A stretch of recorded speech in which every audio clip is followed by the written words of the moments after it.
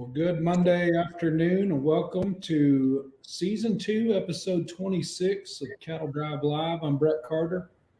With me tonight's Corey Thompson. We're the host of Cattle Drive Live, and unfortunately for you guys, the prettiest of all three is behind the scenes making this look nice, and that's Paige Jones. She's with us tonight as well. Can't leave her out of who's making this happen. So, exciting to be back, Corey. Yep. Technical difficulties last week, they said. Yep. I heard them internet cables in Oklahoma started melting on you down there, and we had to shut down a week and patch stuff back up. It was a little warm down here this way. Hey, what do we got coming at us this week Hey, on Cattle Drive? we got a power pack show tonight. We got all the current events in agriculture, state fairs. They're coming that were last week. We're going to visit on them. We're going to visit with the Secretary of Ag in the state of Oklahoma, your home state, Blaine Arthur, and what they did down there on the front of the state capitol this last week. We got the herd report coming up with some sales, followed by interviews with Brandon Callis and Nick Fitzsimmons, who judged those two state fairs, Ohio and Indiana, this weekend. We're going to round out the evening with Dr. Chris Cassady with VitaFerm, and then we got Odie Heck coming on here to discuss the commodity reports and what's going to happen to this deal this fall with the feeder cattle commodity prices, etc., and what to expect with some of that. So we got a power pack show, man. Yeah, it's good. And I'll tell you, there's no need to sit around here and visit too much as we've got going on tonight. Let's just dive right into this coffee shop, as we've dubbed segment one. It's current events within ag. And hey, what about you, Corey? Today it was obvious, if you're a Snapchatter or a social media guy, you put a little post on Snapchat this morning. You were headed in for episode 1 of your battle. Tell us what's going on there. Yep, we started radiation and chemotherapy today. Had a power got morning and afternoon sessions of radiation, and I do chemo in between on Mondays. And we got through that today for the first time, and went good. Survived it anyway, and we got radiation the rest of the week, and we'll kind of keep you updated on what we got going on. But awesome. How long is this treatment? Started today through when? I signed up for a experiment, kind of a trial deal that Mayo Clinic's doing with Sanford and Sioux Falls. It's a 2-week real intensified deal where the radiation's twice a day, and it's with chemotherapy, just to try to shorten that radiation up so it doesn't affect kind of life long term. Well, it's good. I'm glad that you're comfortable with your treatment, and as all, hey man, you're in our prayers. And the amount of Snapchats I got today from various folks, it was that's pretty cool. Time, I guess. I mean, we've talked about it on here. That's the first time I put it on social media per se, and boy, I tell you what, it was nuts, the amount of people that responded, and I tell you. What I can't believe is the number of guys that hollered at me that had cancer in the past 20 years that I had no idea, that kept it to themselves and just never mentioned it. That part blew me away more than anything. Yeah, it's situations like this. We can say what we want to about how big the United States is and how big the business is, but in reality, this is really a small business, and you realize just how small it is when you start getting phone calls from all over the country, and people genuinely care about you, and people genuinely will pray for you through this. And so, hey, tell you something else. If you were on social media this week, there was some photos flashed around there a few days ago. We're going to take that deal was blown smooth up. Ooh, man, and it's an honor to have her tonight.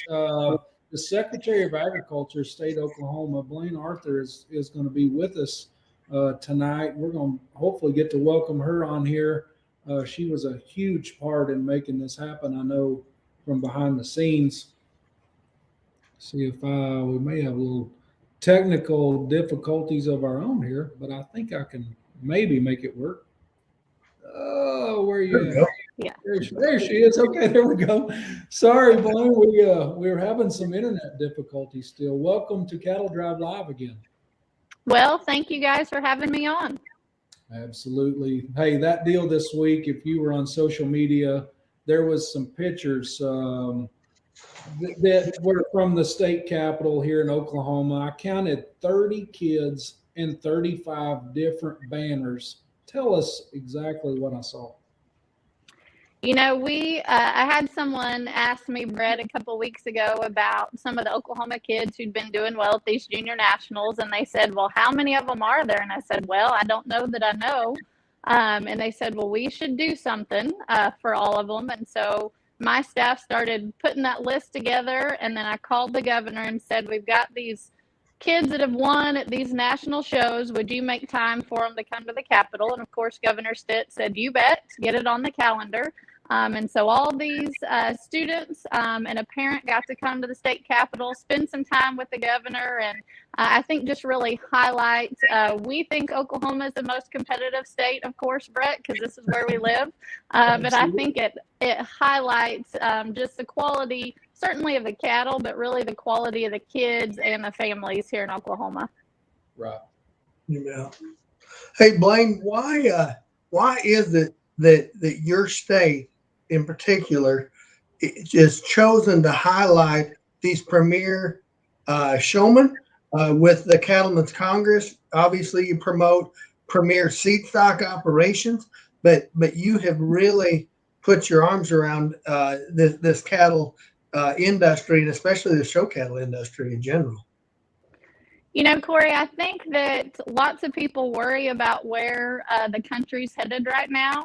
And I think there's no question that I believe our best kids are the ones that are spending the most time in the barn.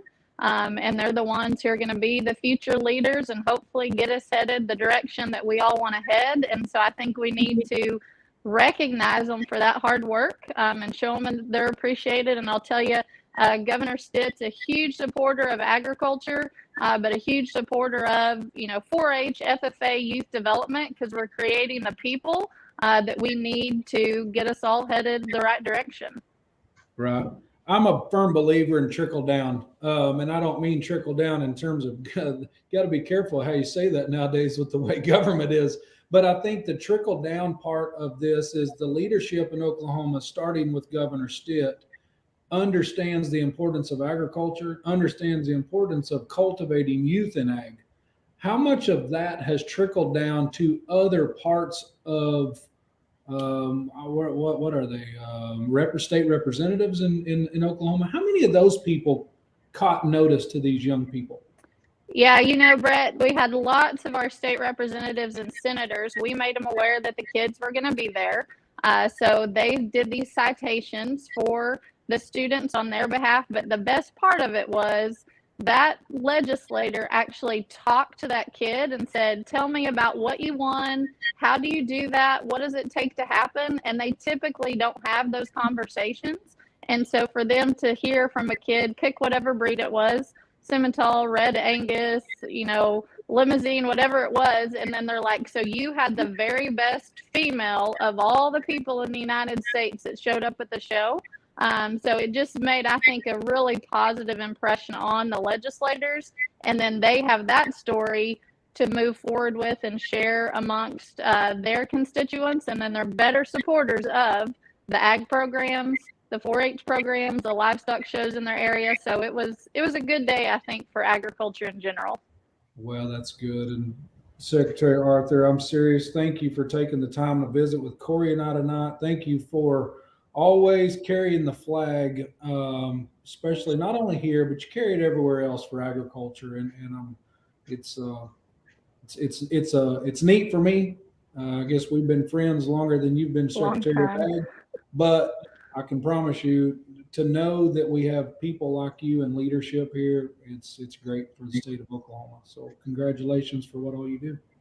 Well, thank you guys very much. I appreciate it. You bet. Appreciate your time.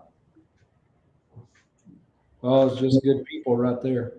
Yeah, that's a pretty good deal. That's a pretty awesome deal. Hey, 2 state fairs under our belts this week. Ohio and Indiana market steers are behind us now. I mean, I guess their whole state fair is. We're going to Yep. probably drift more into these market steers over the next few weeks. We've highlighted a lot of the national junior shows, and hopefully we're going to get him. We're trying, but we do have Nick Fitzsimmons with us tonight, judged the Indiana State Fair. Hi, Nick. How's it going, guys? And I'm not sure if we're going to have him or not. He's had some difficulties. I'm going to go with no. We were trying to have Brandon Callis with us, and I just got message no Callis tonight. He was off and had some trouble with his connection. If he pops in, we'll try it. If not, word on the street is he's going to do Illinois in a week or so, and we'll get him then. So I'd say that rumor's pretty true. Yeah, I don't know over in his part of the state if they have much for internet, so he's probably just standing on a hill somewhere. Probably. It'd have to be a big hill for him to get much more service. So. There you go. There you go. Hey, welcome to the show. Hey, thanks for having me, guys. I'll tell you, I'm a listener or a watcher, I guess you'd say. And so I put this shirt on because all you guys ever talk about is orange and purple on this show. So I thought I'd get a little bit of those elite colors here. I was actually a Cornhusker, so I'm actually. No one cheers for them anymore, Corey. I'm sorry. But I know that's the deal. I don't talk about it much, but yeah. You and Ryan Dunklaw. Yeah. Cornhuskers. You bet. Yeah, between Jakey and Brett, there's not many. Yeah, orange and purple about it. That's right. You know. Yeah. What I watched you last night on Walton there, Nick. Looked good out there. Boy, that steer show looked deep. I mean, just I watched it kind of throughout the day there on Saturday, and I mean those breed steers. Awesome. You know, I've watched that state fair several times throughout the last 10 years, and it used to be those breed steers were kind of like third through fifth kind of filler steers, you know, and the heat come out of the crossbreds. There was some heat in those breed steers this year, wasn't there? Absolutely. Yeah, they fired it off. And you know, you always just hope that they're there in terms of quality. And we got kind of into some of those breeds that, I'll be honest, and we all go to shows, maybe you're not expecting just a hammer to come out of, and just absolute studs all the way through. The breed steers was the biggest, you know, awesome surprise that I found in that show. And there's always good ones over there. You know, they're over there, but when you can find it that early in the day and kind of get the ball rolling and get in a groove, it was awfully fun. I think I had, 4 of my 5 were breeds. And I don't know that happens very often, but man, they were good. And those crosses then just kind of finalized the day and put a nice bow on it. There was 2 just absolute studs. And there was, you know, like any state fair, there was another 5 or 6 in all those breeds or in the crosses that you could have, you know, changed your priorities and fall in love with. But for a guy like me and how I like them, there was some that suited me very, very well. Yeah. I think that's all important, and you hit on it to me, Nick, of something that more and more, I think it's becoming more and more popular. I guess for me, it's always been important to me, but I think others are catching on to the fact of it's what you like, and you hooked up with something that morning, and you stayed hooked all day long. And I think people, I hope more and more people start to catch on to that way of thinking. You know, you don't always have to love what someone does. Yeah. I just hope you can love the fact that they stayed hooked to a certain thing all day long. Yeah. My crew here, my wife especially, tell you I'm a pretty hard-headed person. So it's not really by choice. That's just kind of how I am.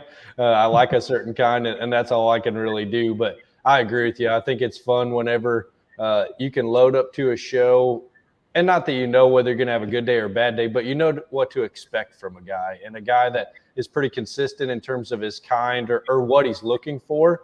And if you know that from a ways out, you can either change up some feeding strategies or clip your calf just a shot differently or just change the scenario and try to fit that guy's shot better. But I agree. I think it makes it fun when we're all kind of chasing the same judge's ideal and can try to strive for that.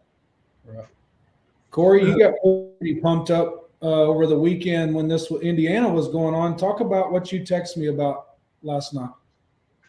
with that champion drive experience. Oh yeah. We were talking there earlier.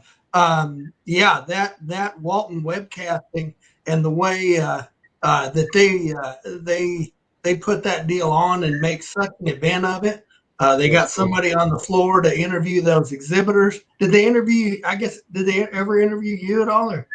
No, I think they were tired of hearing me talk by that point in time. But no, it was really good. I was so impressed. Kids, though, and then they'd go Yes. back up to the booth and they, when you were selecting, getting ready to pick your champion, they were speculating Yes. this, and it was just that's as close. Brett and I, we did a little bit of stuff in Denver, just a little bit here and there, and we've always been trying to portray the Sports Center vibe to a steer show, and that is the closest I've ever seen that done was last night at that deal. It was awesome. Well, and I think we're all similar on this Cattle Drive Live right now. We're kind of junkies or fiends for this industry, and so any additional information you can get at the time is fun.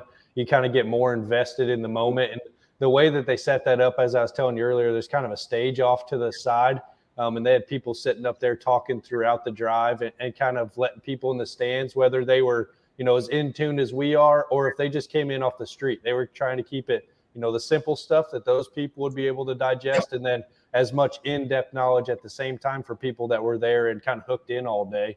And so that was neat to see. And then just from start to finish, it was a classy event. The lights and the cameras and the way that they prop those kids up and that experience, I talked about it in my drive. I think just the more we can have a positive experience for these kids and memories that they can hold on to forever.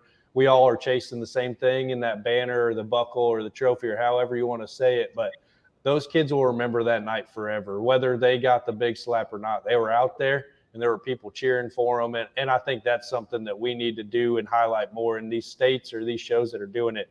Man, it's fun to be a part of. I was fired up. I'll tell you, I got kind of caught up in the moment. It was pretty cool. Just the raw emotion that everybody was kind of holding on to. Wow. Yeah. Yeah, that you could just tell watching that online. That was a big moment. There was a lot of good cattle out there. That had to have been just a blast. I just looking at the sheet here. You were dang sure consistent in what you picked. You go 3 deep out of the sired by the Here I Am sire. That bull he stamps them. There's no doubt about it. Just in terms of opening them up. And making them so stout and just so wide from nose to tail. It's amazing. Well, and I don't think it's any secret at this point. I'm drawn to ones with natural presence or arrogance, and that's probably sometimes why I like them a little fast. But those ones that just walk around cocky and high-headed, and they know they're a show calf, and that bull throws that every time. And the other thing, too, is I think a trend that we're moving towards is maybe just a shot more gas. And ones that have a true edge to their back and have some legit shape and just some raw muscle, some fresh muscle shape. And that bull throws that in spades too. And so, you're never looking for a sire group by any means, but you kind of start seeing it and it fits you. And I like that one, the one that wins, he fits anybody, but I fell in love with him right when he came in. That one's a stud, regardless of what show you haul that one to, he's going to win. He's a hammer. Well, that's awesome.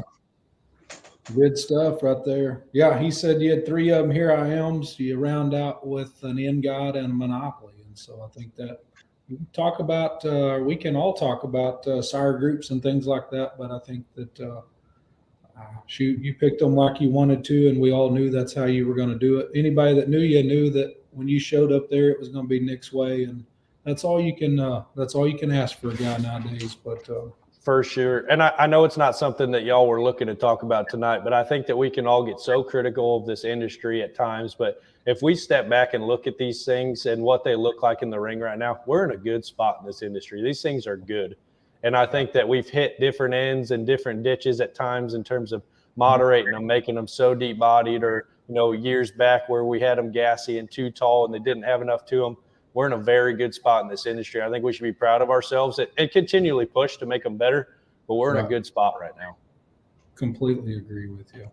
Well, Nick, thanks for being on, taking the time. I know I seem like you're doing something else this summer too, aren't you? Don't you do another? I'm doing the slick shear, or I'm doing the steers at State Fair, Texas, the fat steers down there too in October. Looking forward to it. That's a passion of mine, or something I like. Those slick steers are fun, so it's enjoyable. Looking forward to it. Well, we'll look forward after that's over to visit with you again. So you take care, and thanks for taking time tonight. Thanks, guys. Praying for you, Corey. Keep getting better. Thank you. Hey, we hit on those steers there at Indiana, and I know Callis had some trouble and we couldn't get him. But we talk about sire groups again. Those Ohio steers were pretty tight in sire groups too. Yep. Here I am in God. Here I am in God. Yep. And a record broke there this year. Is that what I heard? Yeah. That was quite a story. There's a if you go to the Ohio State Fair on YouTube, there's a video on there where that steer sold, and it was a really, really neat deal. The young lady's grandfather had died earlier in the year, and he was a diehard steer show fan, and she kind of dedicated that deal to him, and that calf brings 225,000. The previous record is like 80,000. Just blew the doors off of it.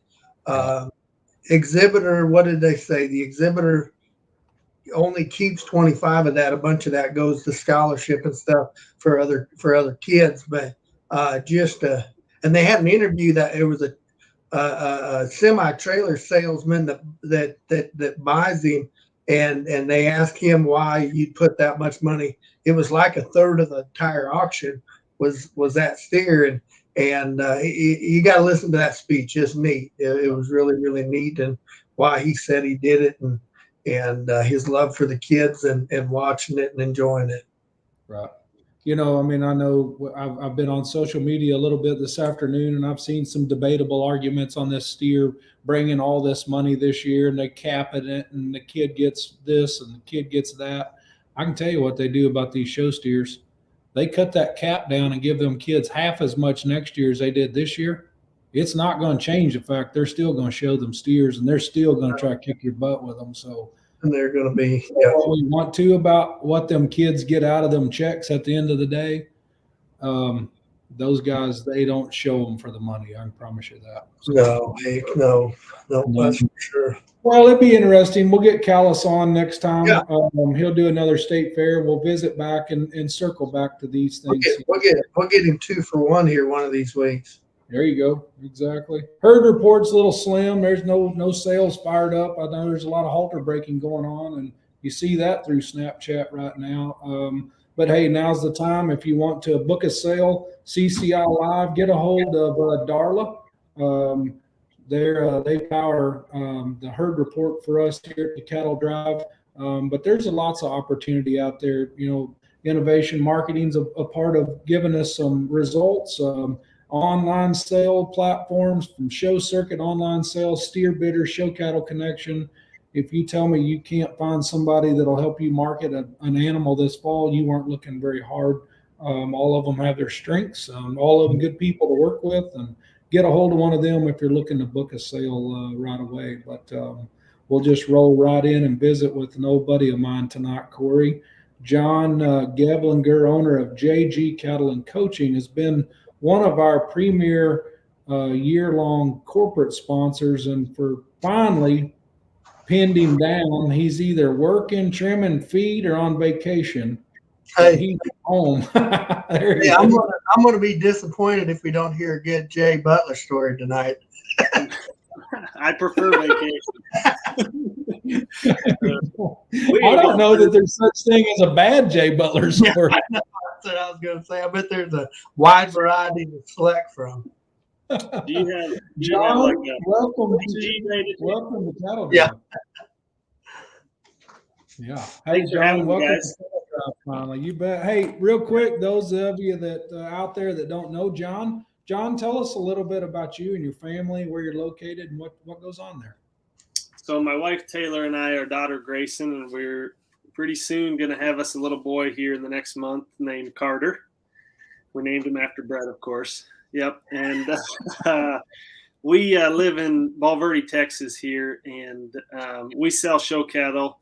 We do clinics, we do hoof trimming, we do dehorning, we have a book to help educate our customers and customers around the country. And we're affiliated with Weaver and Perina and do a lot of events for them, and just really try to, our whole business, raising and selling and cattle, is based around um, customer service. We're trying to help these families not only buy a calf, but help them be successful throughout the year. And we've kind of built our deal around helping these families. You bet. John, what do you think separates JG Cattle and coaching from? I mean, obviously there's some competition out there, but what sets your clinics apart from them guys? What you get out of it? Man, I don't think we're the only ones that do this, but like our cattle company, we truly help them start to finish. You're not just buying a calf from us. And really, part of it is on us. We expect to help you because we want to see our calves and our kids be successful throughout the year. So whether it's hoof trimming, whether it's helping them become better showmen, we haul them to the shows. We're fixing to go to a show that Texas A&M puts on this weekend, and we'll take 25 calves there, and we got guys lined up to help fit, and we're going to help them with showmanship. And a lot of these prospect shows, we look at them more as developing these kids for the majors, and prepping them to become better showmen. And it's a check-in point for us to get them back on track, whether it's feed or hair or hide. I think that separates us a little, because I do think with the online sales and auctions, wherever you can buy calves a lot of places and you can go get you a project, when they come to our place, they get the customer service and the help they need along with it. And I think it's a little unique because like when I started, I needed someone to help me. I grew up in town, and I just know what I had. I was very lucky to have a mentor. And I think a lot of families want to get in this, and there's a large learning curve on the front end. And by the time a lot of these families get it figured out, they get their place set up the way they want it, they're about done. And so we're just trying to speed that up for these families so they can be a little bit more successful quicker. Right. When you first moved south, I don't know that everybody would know this, but your nephew to Bob May, you had as good a coaching growing up as the business can offer, but you took that a step farther when you come south. I was very fortunate when I was at Dr. J's. We were laughing about Dr. J a minute ago, but I was at Dr. J's, and I was extremely fortunate to have you there with me for a couple of years. And, I saw early on in our friendship, I saw something in you that I thought was unique. And every customer that I had, you helped like they were the only customer that I had. And I saw that about you. And it was always nice. I didn't have to go to a show to know that John was going to take the very best care of that family. And you've transitioned to a family of your own now and a business in Texas in probably the largest pond to fish in. You go jump in with you probably had a cane pole when you got started, and it didn't care you were there. But it doesn't take long to watch you maneuver through social media to see that every customer you have is treated the same. I think that's unique. Yeah, and I think part of that is just growing up. My mom and dad didn't do this. No one in my family showed. My grandfather was, he had an operation, but it's not like I was just born into it, I guess you would say. I was very fortunate to have Bob May mentor me, and he's my uncle, but I could have went a lot of different paths, and I just I was drawn to this at a young age.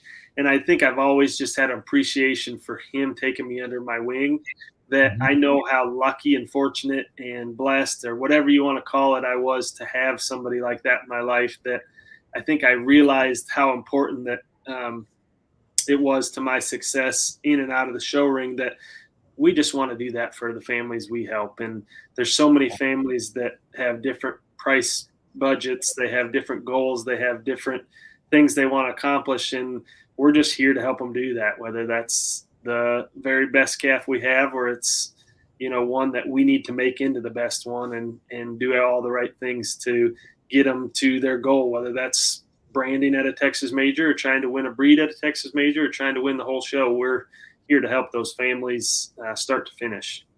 Awesome. Hey, John, you touched on your book there a little bit. Tell us a little bit about the information in beyond the banner there, and kind of what information you could get out of that for new exhibitors, stuff like that. So originally, I wanted to create almost like a pamphlet for my customers. I just wanted to have something that I could give them. We have a lot of families that come to us that have been showing for years, and they're two or three generations been showing, but we have a majority of the families come to us and they've been showing. They've never showed before. They've shown once or twice, 1 or 2 years, and we wanted to just jumpstart them. And selfishly, I was hoping it would help save us just a little time in terms of answering a lot of the same questions and just give them the material to digest. And like you're flipping through here, there's a lot of pictures. For me, I have to see something to comprehend it, to learn it. And so my wife being a photographer, I think there's over, I don't even remember, 2,000 pictures in this whole book. It's 168 pages. It's a hardback book. Like I said, I thought I was starting off with a pamphlet that I could give my customers. We turned it into a book. I started writing down what the topics I would go through at a clinic, and we just broke them down into easy subjects, from showmanship to daily care to feeding to clipping. And it ended up being more than I thought it was going to be. And we now sell them all over the country. We sell them in other countries. And it's just really neat to go to judge a show or do a clinic and just see the impact it's had. And I guess it's something I wish I had when I was starting off. I had a great mentor, but I know not everybody's in that position, and they need somebody like this book or our videos, or we can help more people with these resources. Right. Awesome. Yep. Well, John, it's been a pleasure to have you on. I know moving forward through the fall, we'll have you back on here again. And I know you've got some clinics coming up. Where do they find information for one of your clinics or a hoof trimming or whatever else where do they go Yes, to? sir. So we've got a clinic in October for showmanship and a clinic in November for fitting and clipping. And they can find that at JG Cattle and Coaching. And we have people come from all over the country, so we welcome anybody. But again, they can find us there. They can call us, whatever, and get in touch with us. And those spots will start to fill up here pretty quick. And we'd love to have somebody new join us, and we'd love to help them out. And guys, I love what you're doing here, and I think it's a neat format and the way you guys provide the information. I'm just glad you all had me on, and it was a pleasure to visit with you this evening. You bet. So we'll get to Dr. J's stories another time. Yeah, no kidding. Gotcha. Well, hey, thanks for being on, and until next time, good luck, and tell your family hi. Yes, sir. Will do. Thanks. You bet. Corey, we're going to roll right into what we've always dubbed the meat and potatoes, and I guess the meat and potatoes today kind of got spread all over the place because we have had. Yeah, we kind of had scraps everywhere today. Oh, I mean, but it's been good. I've enjoyed it. We had a 35-minute time limit tonight. We're going to blow right past her, but I think we're going to get her in here pretty good. But hey, something that is unique. We're going to bring in two guys that are very knowledgeable in terms of the feeding business. One of them is one of my best buddies and neighbor, Odie Heck. He's going to be with us here shortly. And Dr. Chris Cassady from VitaFerm Biozyme. Guys, thanks for being here tonight. Hey, man. Thanks for having us. Yeah, thanks for inviting. Yeah, you bet. Real quick, Odie, tell us what you do with Frontier Trading Company and the other businesses you're involved in there. Primarily I'm a commodities and feed ingredient merchandiser. I trade about every ingredient that you could put in a batch of feed, for all practical purposes. We have a feed mill at Rolfe, Oklahoma. We rail and truck in all feed ingredients. We have a big mixer, and we make poultry feeds. We make beef cattle feeds. We make hog feeds, horse feeds, and truck them pretty much all in this part of the world for all practical purposes. I mean, from Louisiana to the Panhandle of Texas, and some in Kansas, and all over Oklahoma.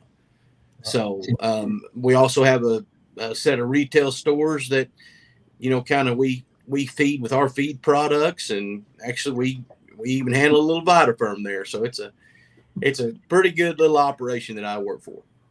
Awesome. Doc, tell us what your day-to-day is there with Biozyme and VitaFerm. Well, I think I do something different every day, and it seems like I'm in a different state every week. So a little bit of everything. I call myself kind of the Swiss Army knife of this beef team here for Biozyme. And essentially, I provide a bunch of technical support. So I support a lot of the sales teams and some of their questions or consulting needs that they need from producers, and help our dealer network and our distribution network grow. I coordinate a lot of our research efforts and kind of oversee some of the practical side of that. And we all know that it's really tough to convey some research information to the lay person. And so I serve as a little bit of the middleman between those two different types of people. And so I always say, most of the time my phone rings a lot, and most of the time it's for me to solve a problem. So call me the master problem solver. But I haven't been with them long. I just started in January, but I'm sure enjoying it. Yeah, Alan is always quick to remind me that your value there with those guys, and so it was awesome. It was just by accident all of this come together, and you were able to be a part of this, and love to have you. But Odie, let's get fired right up into this deal. There's no doubt when we talk about current crops, we talk about commodity tradings. I would say we're looking at record input cost across the country, just in terms of planting. And there is no doubt we are in country widespread drought. How does those two things, how is that going to affect the seed stock producer moving into fall when he's thinking about having to feed cows? Well, he might as well get ready for, the highest inputs we've seen in the beef cattle industry. I had a guy call me today, and he said, well, the board's off today, so, feed should be cheaper. He said, it's been off a little bit here. And I said, yeah, but the basis is stronger. And, we trade a lot of corn basis. And like this week, I called the corn basis at, just say, being rail cars delivered to Rolfe, Oklahoma, $3.15 over the September board. And so when you look at, where the board closed today, when I left the office, it was closed at 609.5. Well, if you times that times 35.7, that's $217 corn. You think, well, we're supposed to be buying $217 corn. Well, with that basis on top of it, you put $3.15, that's actually $330 corn. And so, corn, kind of like we talked about today, corn is at the top of the pyramid as far as feed ingredients. What the corn board does controls most of what all the rest of the ingredients do. And so, I think that we're looking at record inputs, and, I wish we all had a magic bullet to figure out how to do this cheaper, but I don't know that it's out there right now. Right. And you talk about not knowing, you don't know. I guess we probably by now know acres planted. We're not going to know yields and things like that for the time being. Does that affect you from a trading standpoint, or even one step farther, a business standpoint for a producer like myself who's a customer? I'm curious what's going to happen to me this fall.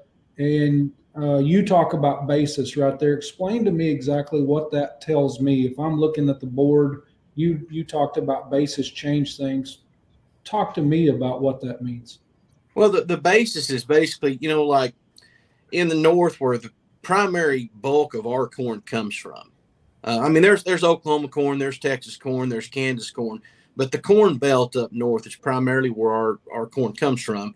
So, a typical basis, which is set by the local co-ops off what they think they can buy and sell, So, typically you'd say, well, harvest time basis in central Nebraska is something we can look at a lot. Okay. Well, typically, that's like a 20 under the board deal. Well, right now, I mean, if the ethanol plants haven't sucked all the corn up, that could be a buck over right now sitting up there in Nebraska. And so that's kind of what the basis is. You put your basis picked up wherever you're picking those bushels up, FOB, the co-op or the farmer or wherever up there, and then you put your freight on it, and that's basically what the basis is delivered down into this country. Gotcha. So basis tells me that what it costs at point A, the basis is what it's going to cost to get it to point B, to where you guys will then operate and build feed rations. More or less, yes. Okay. Gotcha. What are you guys a bushel down there out of the elevator today per bushel?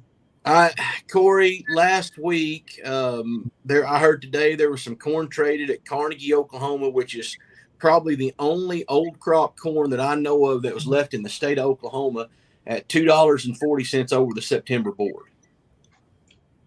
And what's that? That was picked up at the elevator at Carnegie, Oklahoma. And, that stuff, it went to Nestle Purina. The problem we've got in our country right now is this ongoing drought. We don't have near the irrigation and stuff that the northern states do.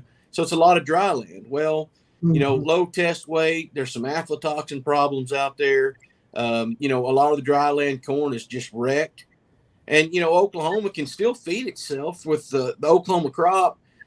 But the problem is the Oklahoma crop's really short. The Texas crop it was really short. Now I'm here in southeast Kansas, dry land's kind of a wreck. They're saying South Wichita's really tough. Central Kansas is okay.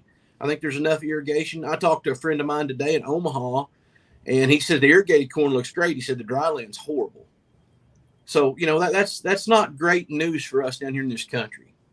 Right. Exactly.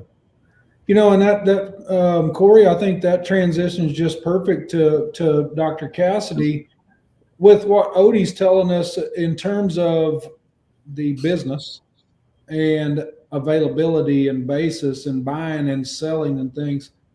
What's that translate to you, a guy that's responsible for mixing quite a few rations for guys? Yeah, well, first and foremost, my thoughts and prayers go out to you folks that are in the Southern Plains or the Great Plains, because my location in North Central Illinois, I'm hoping that the crop does really well to kind of soften that basis a little bit too. Because I can tell you right now, up in my area where we farm and run cows, our crop honestly probably looks as good as it ever has. So hopefully that softens that just a little bit. But going forward, and obviously this is a serious challenge. And if you think about the two things that could possibly be the worst in terms of managing cattle right now, you've got high input prices and you've got absolutely no forage available in some parts of the country. It's a double-edged sword, a lose-lose situation, however you want to look at it. And I think that the hardest part is, many of you guys or many of your customers, I would assume, Odie, or you probably have some that are third, fourth, maybe even fifth generation, cattle breeders, and they've got, they've made an investment, not just immediately, but long-term in terms of their genetics. And so the liquidation's heartbreaking across the southern part of the U.S. And so those that are, managing to stick through it, there's a lot of different strategies, I guess, that I, try to propose to certain people to try to, lessen those costs a little bit. And I think I'll give you an analogy, and what I tell a lot of young people and people in our sales group, if we say, hey, it's expensive, it's like buying an expensive tractor or whatever.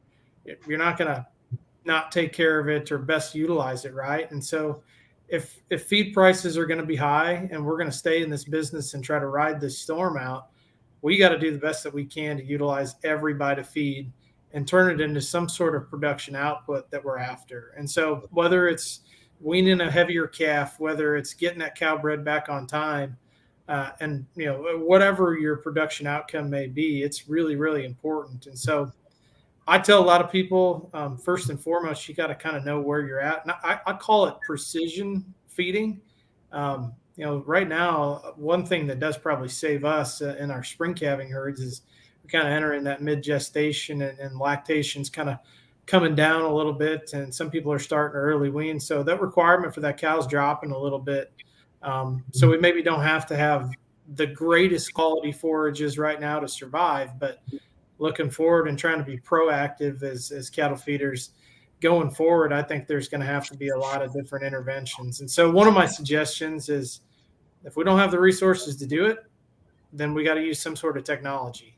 And that is one of the biggest hurdles that we run into in our business. And I'm sure Odie could attest to this, is, the inclusion of feed additives, and it adds cost, but it helps us better utilize the forage and even stretch what we have. And so, Absolutely.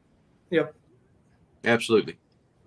And so it's, that's one of the things that, that's the business that VitaFerm's actually in. And, we sell a lot of mineral programs that are pretty recognizable. A bunch of people, heck, you do a great job of moving it for us. But, the engine that drives that vehicle is actually a prebiotic called VitaFerm. And what it helps is increase the digestion and the absorption rate. And hopefully it helps people, I say use it kind of as an insurance policy. And you can think of these high prices, and if you better utilize your feed ingredients, you're technically reducing the cost per nutrient. So instead of, as a producer, looking at it as a price per ton, you can look at it as a price per unit of nutrition. And by using these feed additives, it actually putting a little bit extra into it and getting a more of a benefit can actually reduce that cost per unit of nutrient. Hey, and Chris, one thing Brett touched on it before we got on here. He said he was going to put some out this week, and we've had a big run of them at the bull stud. Them forages are starting to dry out, get kind of nasty. There's a lot of lick up being put out this last week, and we're gonna. Yeah, there's some guys going to start, chopping some silage. There's going to be some combining early this year. There's going to be stocks. There ain't going to be a lot, there'll be a lot of filler on the ground, but people are going to look to a lick tub product to kind of fill in. Tell us a little bit about, what VitaFerm has lick tub wise to supplement that a little bit. Yeah, for sure. And it just follows the same thing. The coolest thing about ruminants is that they've got a whole organism system in them that can utilize those things. And so in my part of the world, and maybe not in Odie's, but up here in the Corn Belt, I do think that corn stalk grazing is kind of heavily underutilized. If you ever drove across 80 and you're, as harvest completes, you'll see a lot of wide open, empty cornfields that, and it's hard, but at the same token, I think it's very underutilized. And when you provide them with that lick tub, when these forage quality levels are low, that protein, it actually stimulates those microorganisms within that rumen and helps them degrade it better. And so again, providing some sort of supplement as far as that goes actually helps them better utilize the forages and lessens the cost. It's counterintuitive, but it's really neat in how that's put together. And one thing that I forgot is in our tubs, the VitaFerm Advantage, that prebiotic, actually stimulates the replication of the bacteria that's in the rumen. And so what that means is cattle have the ability to make their own protein. And compared to other species, that's why they have a lower crude protein requirement, because they have the ability to synthesize their own. And when you provide it to them and you stimulate that with the VitaFerm Advantage in our products, you actually are providing a metabolizable source of protein through the microbiome that actually comes with the greatest amino acid profile that you could possibly find in any feedstuff. So lots of opportunities to use that as an option to substitute higher protein sources for a cheaper forage source and get the same response. And so, like I said, it gives you flexibility as far as what your availability and resources may be.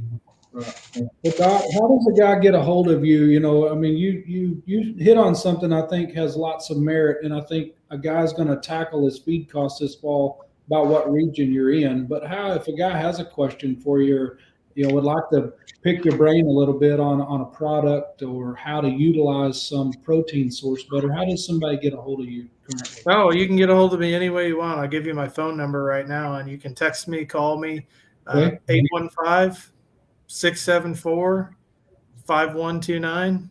call me. And if I can't answer your question, we have an awesome team and a great group of guys and gals that can get you the right answer. Right. And Odie, kind of same way for you. I know you guys truck a lot of stuff. You send a lot of ingredients to guys across the country that are blending feeds and grinding stuff. You talked about your retail stores.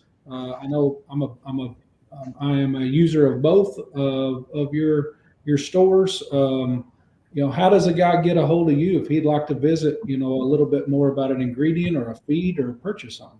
Oh, just dial 911, buddy. No, my phone number is 580-320-0484, or you can catch me email Odie@frontier-trading.com. Good. And shoot, hey, that's what we always say about us commodity traders. It don't matter if it's 2 in the morning or 2 in the afternoon, we're here for you. Yeah, good deal. Guys, we could go on and on about this whole feed situation, and I hope we visit back with it again and have you guys on again as we get into fall. I mean, obviously we're going to pray for rain and maybe cheap diesel so you can bring that basis down, Odie, because you're killing us. Hey, Brett, I do want to say one more thing, and just a little bit of optimism, going forward here. We've been in herd sell-off mode here for quite some time. Mm-hmm. And I know everybody's hit the panic button and they're running under the sale barn, and I ain't feeding this high dollar feed. Something I've noticed and I watch the cattle boards just along with the commodity boards, and this is the first time, and I may be dead wrong about this, but this is the first time I can remember the October feeder cattle and the board not being inverted versus the front months. I mean, it's actually the board's lined up like the August is trading 181, the September at 185, the October at 187. And typically that October is cheaper just because all the new crop calves. And that's telling me that this market knows it's got to have cattle in. And so I guess what I'm telling you guys and everybody out there on the World Wide Web, if you can hold on, I'm telling you, if we were to make a wheat crop in this country or in the panhandle of Texas, this thing could get way out of control. And these cows could get worth more than we've ever seen before. And I firmly believe that in my heart. And hey, I'm wrong sometimes, but not a lot. Just so, right? I mean, I believe that we're going to see some things when we come out on the other side of this that we've never seen before.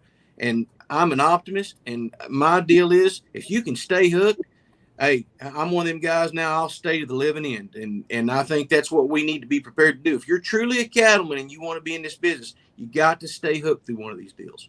Yeah. Doc, you look like you're completely agreeing with him here. Yeah, I was at the Cattle U conference in Dodge City just a couple of days ago, and Joe Leathers was the keynote speaker for that. And he said the exact same thing. He said this cattle business is hard because it comes in cycles. And we're at that bottom end, but if you stay hooked, there is nothing but greener pastures and all kinds of opportunity in front of us. Right. I'll be dang. Well, guys, thanks. We'll have you on here again. It's a deep subject, but it's brought some light to some guys, I hope. And thanks for taking time to visit with Corey now. Yeah, good to see you. Thanks for having me. I appreciate it. Take care, Corey. Man, I'll tell you that we could go on and on. I got a feeling both of them guys are passionate about, the same business. One does something a little different, but it was so awesome to see it. So, yeah.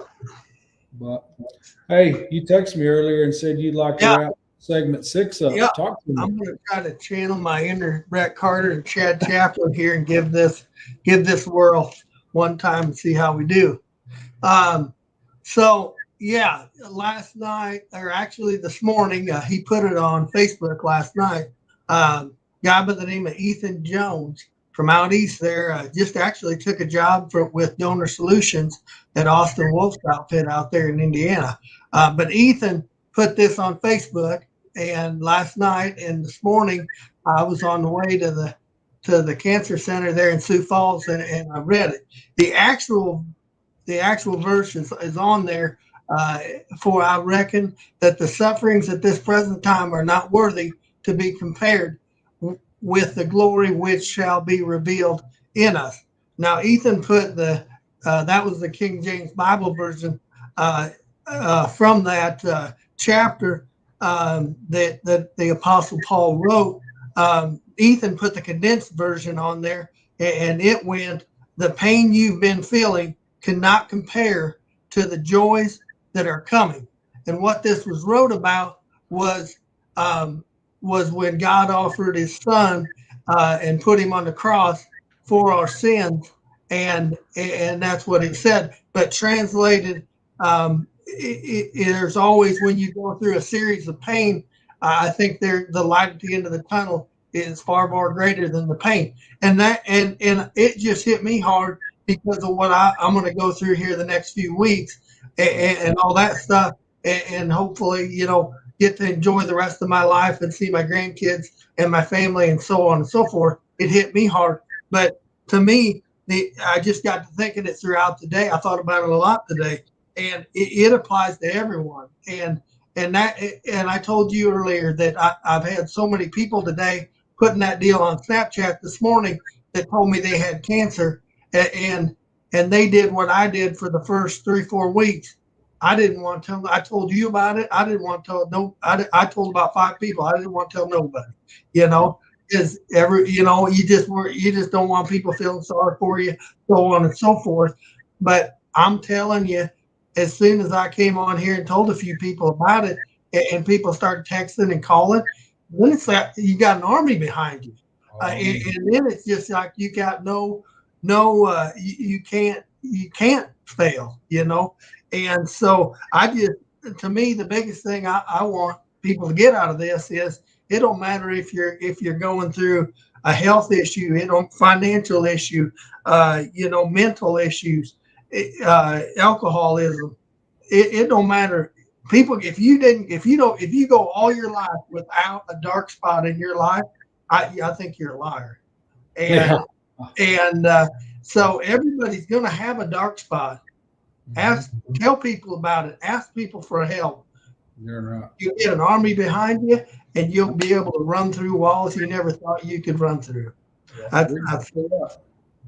heard the Duck Dynasty guy, the old dude, whatever the dad's name is, one time they asked him about his religion, and they said, "Well, how do you know that that's right?" He said, "Well, I don't know that it's right, but if I'm right and there is a God, someday it's going to make a difference." He said, if there's not a God and I've lived this way, it didn't hurt nothing.